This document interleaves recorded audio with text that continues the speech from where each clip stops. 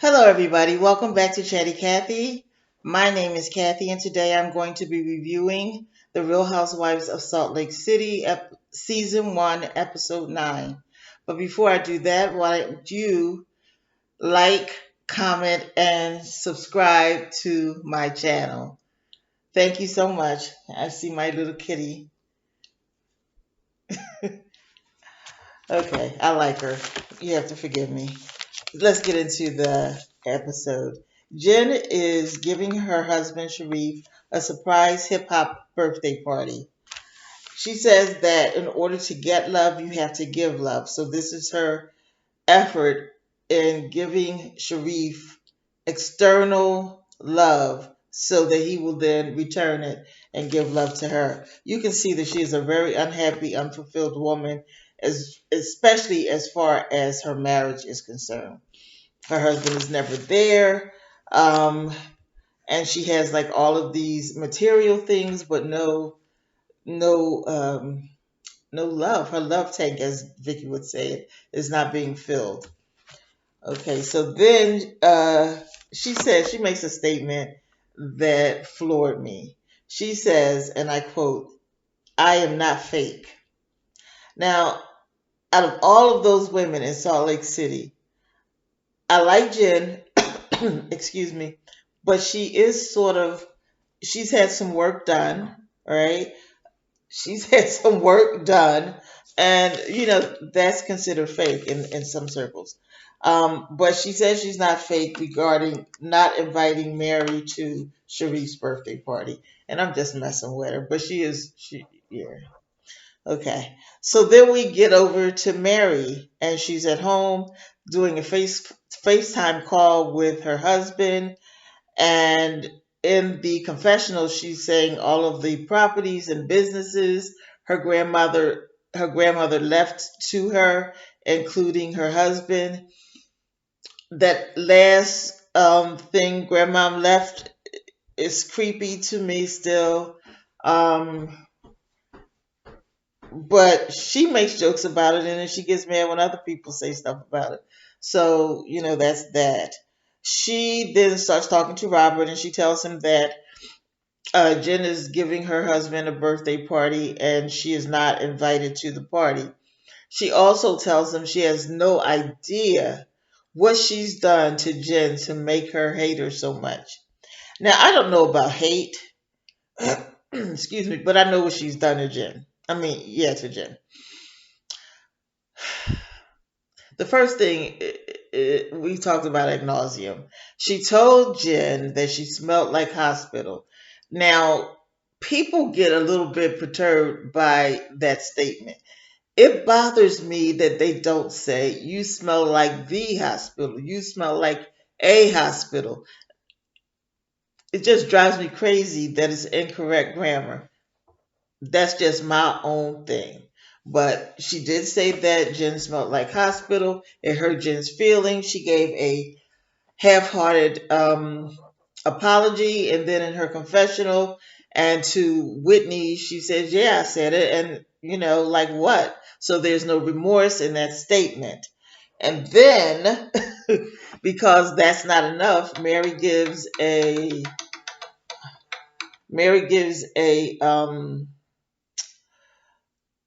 party.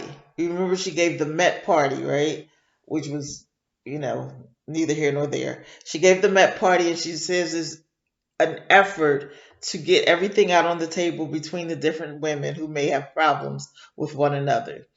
So Jen starts, right? And Jen starts and she starts telling the people why she behaves the way that she behaves, why she feels the way that she feels. And Mary halted her right in the middle, right? And she just started like, arguing with Jen and consequently threw her out of the party, right? So when she says, "I don't know what I've done to her," well, you did a couple things, right? I mean, Jen gives as good as she gets. Don't get me wrong, but Mary has done some stuff that bothered Jen, right? If I get kicked out of some place, that person who kicked me out is probably not coming to where I am. right? That's just not going to happen. So I think, Mary, that might be it. So Robert says, oh, it's just jealousy.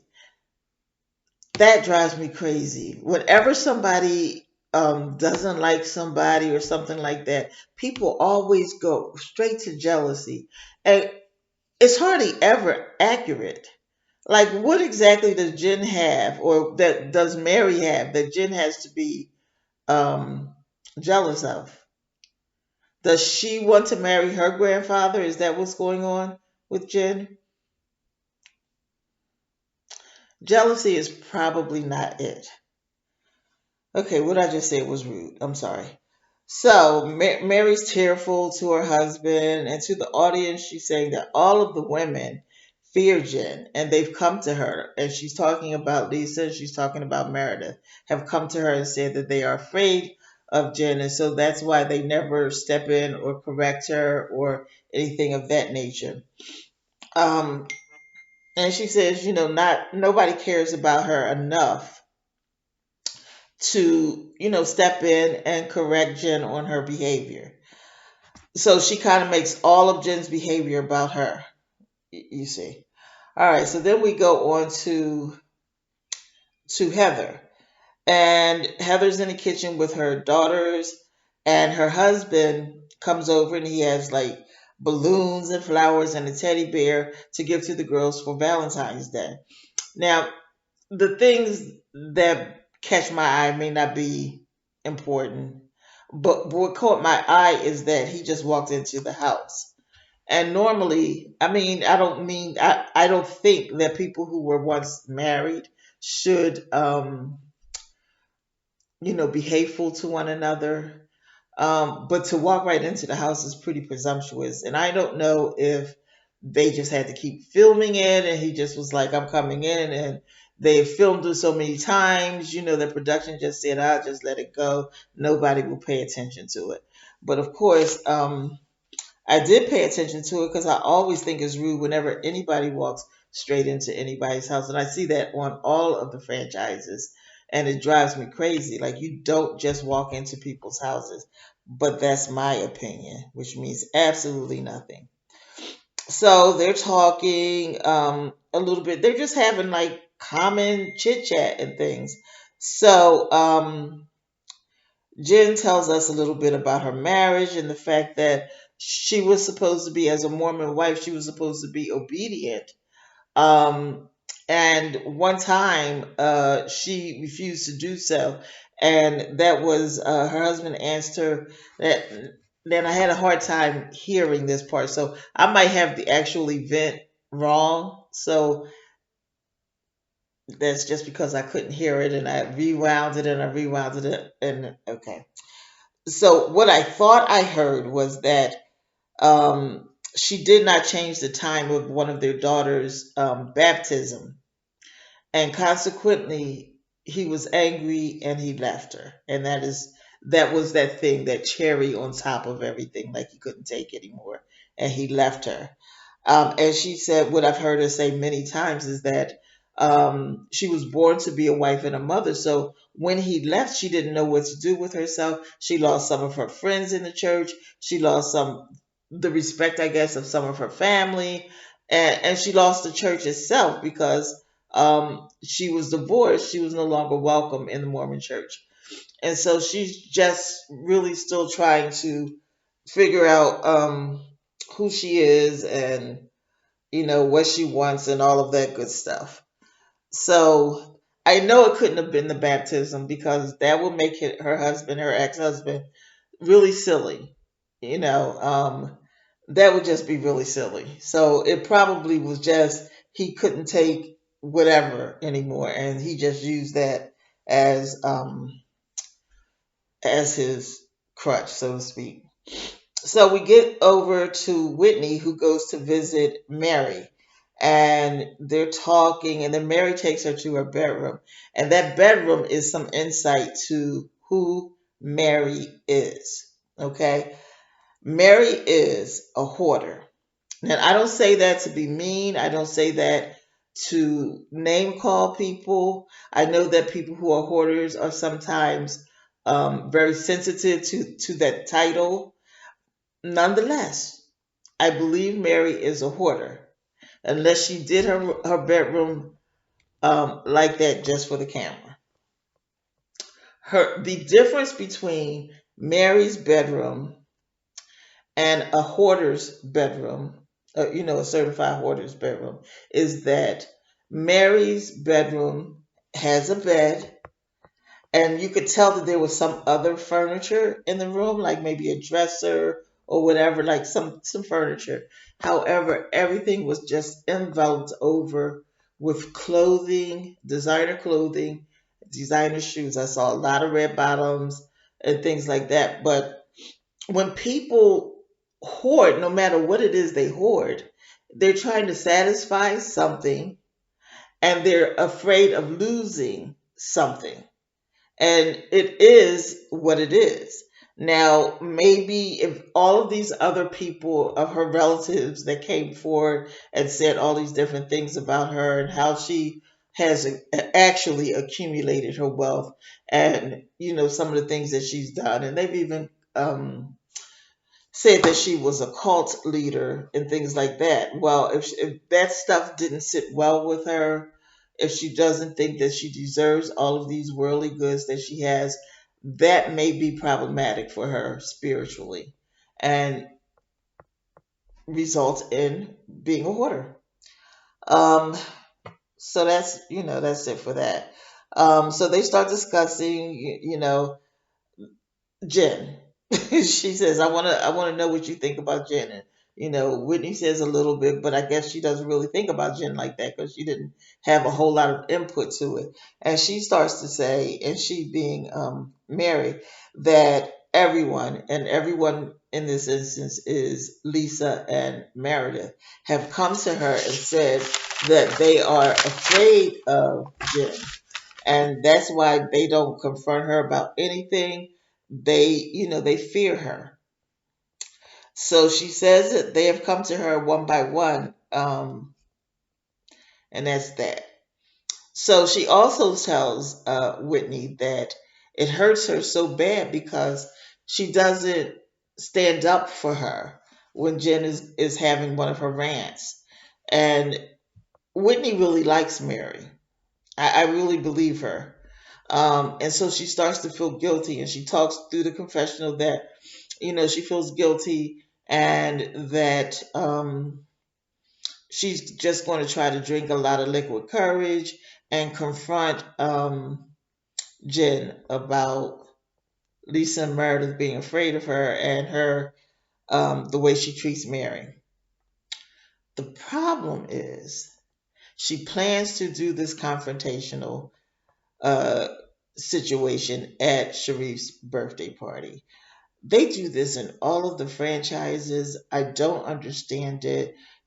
When you go somewhere and people are celebrating and people are happy and having a good time, why, oh why would you go to somebody, especially somebody who's as volatile as Jen, and confront her about something? Do it another time.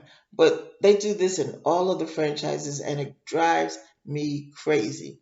However, none of them have called me to see how I feel about it, so it's obvious they don't give a.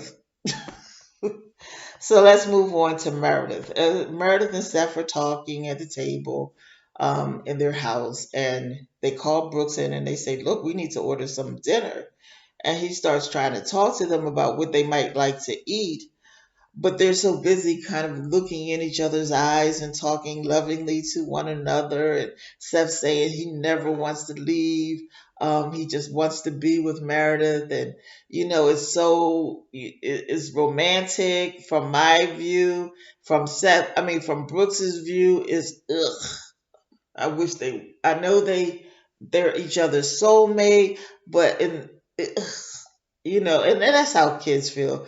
And if you could be a kid my age, you don't want to see your parents doing all of that, right? Because everybody likes to make their mother, some virgin saint who just happened to have them. I know that my mother told me I was found in a cabbage patch. Jesus, the things people say to their children. So anyway, Brooks, he orders dinner. They're eating. Once again, they're gazing, and Brooks says to them, "Listen, I want to tell you guys something.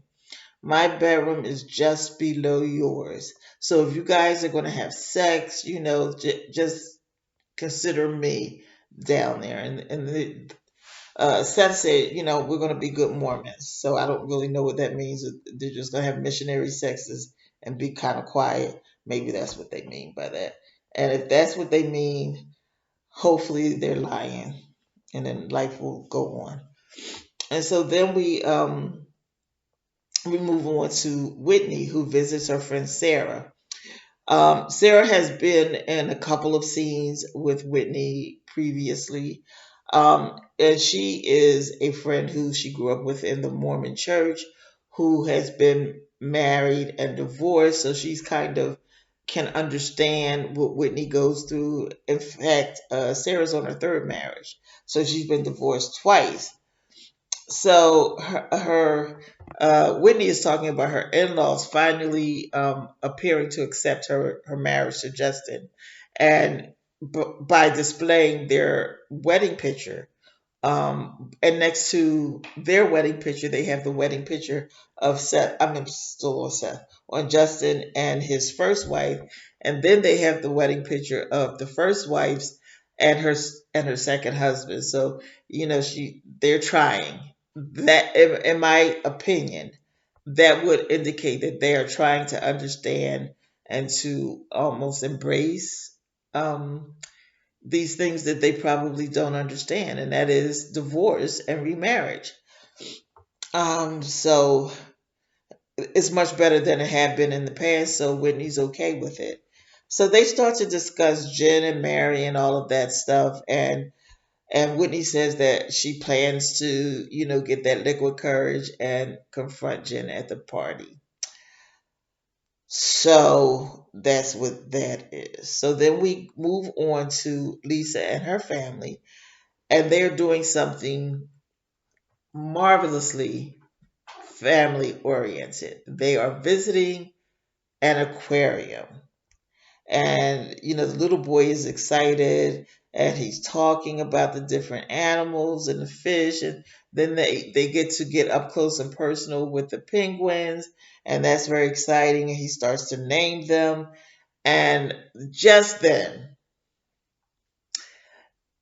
they show me that they can't do it. And by they, I mean Lisa shows me that she can't not think of work, because the little boy wants to name the penguin after the business that the four of them are starting in skincare. Hey, I'm sorry, hair care and skincare.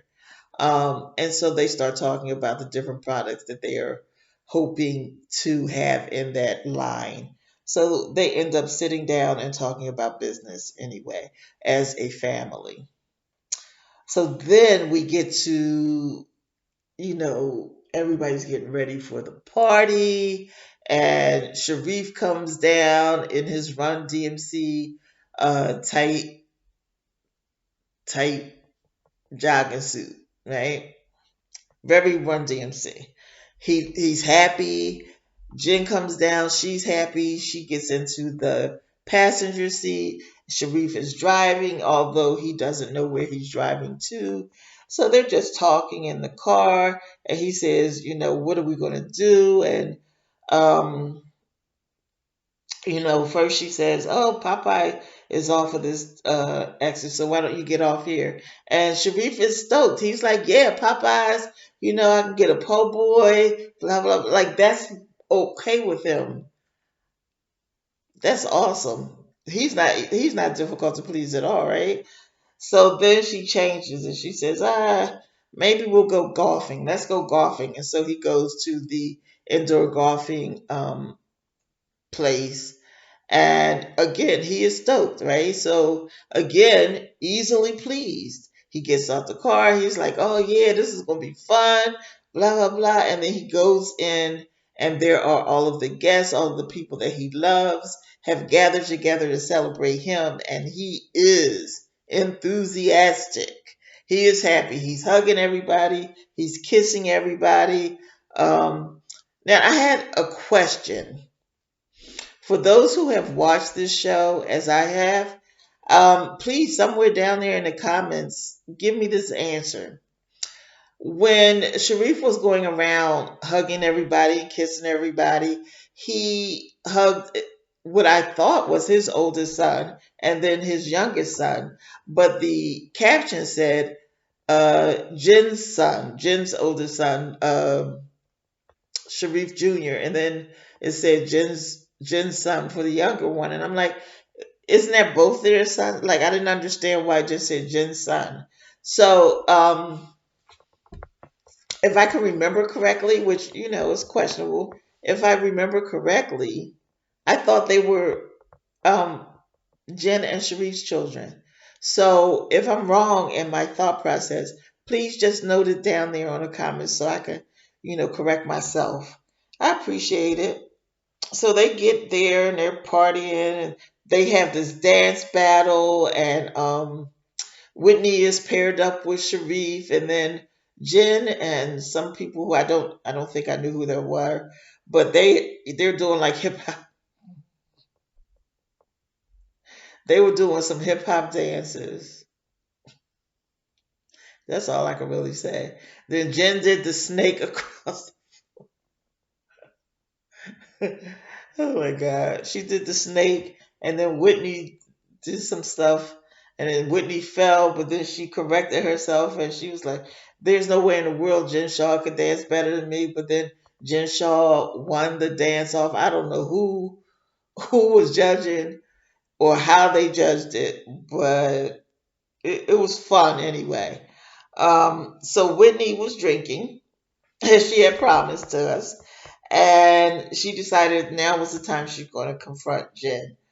So she says to Heather, I'm going to go over here and confront Jen. And she says, oh, good, I'll come with you, to support you. And she feels better because, somebody has her back and all that crap. So then she starts to stumble through it because it would appear if anybody is afraid of Jen, it just might be Whitney, right? It really just might be Whitney. So she's stumbling through it, and she's like, "I told you, from the gate, I'm a straight shooter, blah blah blah blah blah." And Jen is like, "Yeah, yeah, what's going on?" Like she wants to know what's happening. So Heather gets tired, it appears, of waiting, and she just said that the lady said they're tired, they're scared of you, and she's scared of me. And then she gets Jen loud, which signals Lisa and Meredith to come over and see what's going on. So they do, and they're saying that these ladies are afraid of Jen. And Lisa's wondering, like, I'm right here. Why don't you just answer me? No, I'm not afraid of Jen. Meredith says, no, I'm not afraid of Jen. I never told Mary any such thing. So then I'm going to go to my opinion. My opinion is that Mary did that because she knew Whitney would do something, because Whitney has a soft heart. She knew Whitney would go and raise this, and she would feel supported because she would find that Whitney had her back, so to speak. And she knew, I think, that Whitney would do this at the party and ruin the party. And that's the only thing I could imagine. So it ruined the party. Sharif, they showed this little scene where Sharif, after the party, confronts Jen about drinking. Now, I don't know how much people know about Islam, but it's a very strict religion. Like they are not into drinking, smoking, things like that. It's not supposed to be done. So, I'm thinking that Sharif might be surprised of some of the things that his wife does. So listen, everybody, that's the end of the episode. Listen, I'm hoping that people are watching this because I think, sometimes a new franchise starts off slowly.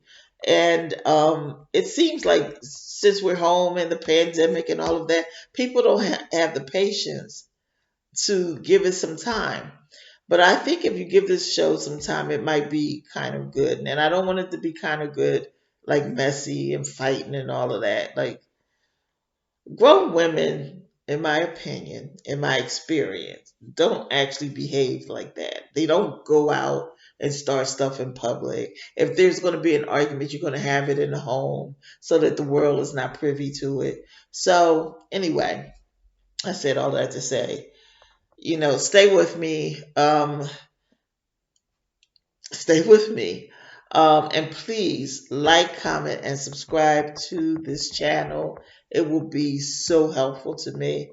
And I will be ever so grateful. Until next time, have a great day. Be blessed, everybody.